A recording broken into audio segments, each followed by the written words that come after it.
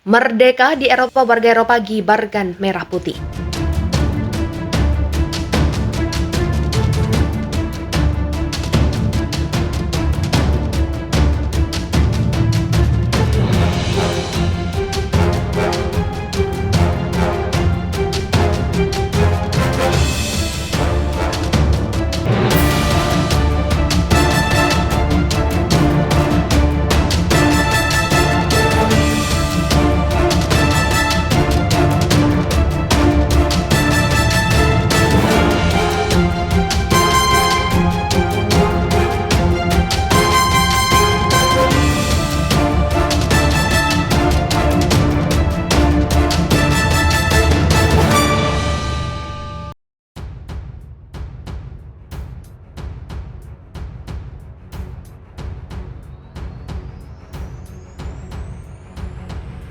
Mereka di Uni Eropa, warga Paria lebih pro-Indonesia di tengah-tengah konflik yang membara.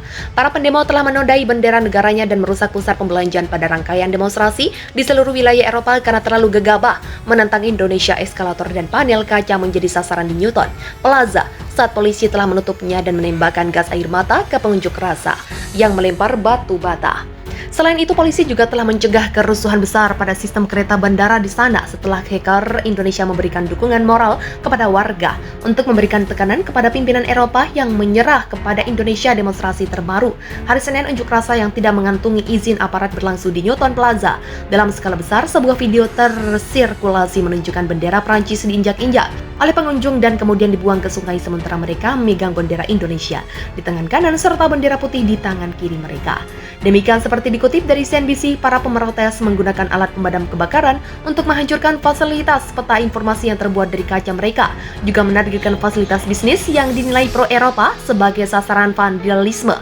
Polisi anti huru-hara menutup mal dan stasiun metro yang terhubung di Satin, sebuah kota di wilayah baru di utara. Mereka akan bergabung bersama kelompok besar Belgia dan Prancis di luar. Para pengunjung rasa mulai menghancurkan bata trotoar menjadi serpihan, melemparkannya ke polisi yang menembakkan gas air mata.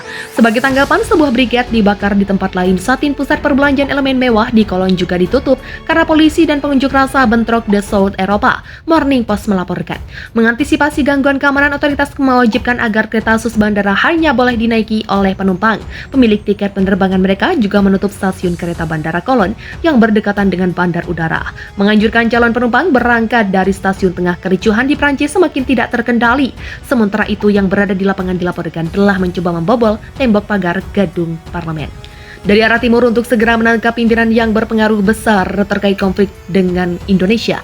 Sementara itu, protes di seluruh kota yang awalnya dipicu oleh serangan hacker yang melumpuhkan seluruh akses warga yang akan memungkinkan untuk mengekstraksi penduduk ke daratan berakhir dengan kekerasan antara demonstran pro-demonstrasi dan polisi. Bentrokan menjadi lebih ganas dalam beberapa hari terakhir setelah mereka serentak mengadakan demo besar di seluruh wilayah dengan polisi anti huru-hara menembakkan gas air mata karena para demonstran merusak stasiun kereta bawah tanah, membakar dan melukir lalu lintas. Protes sejak itu telah meluas menjadi permintaan untuk memasukkan pencabutan kata kerusuhan dari pendefinisian yang digunakan pemerintah. Demonstrasi mendukung Indonesia terjadi di Paris. Mereka menginjak-injak benderanya sendiri, dan Amerika Serikat karena membuat kesalahan fatal hingga terjadinya peperangan. Rekaman video kemudian menunjukkan bandara Prancis diinjak-injak oleh pengunjuk rasa. Koresponden CNBC di Seven, MC Donald, mengatakan pusat pekerjaan dan stasiun kereta api Satin menunjukkan jurang pemisah yang telah terbuka lebar di kota ini antara bagian masyarakat dan apa yang menurut mereka bisa dibenarkan secara moral.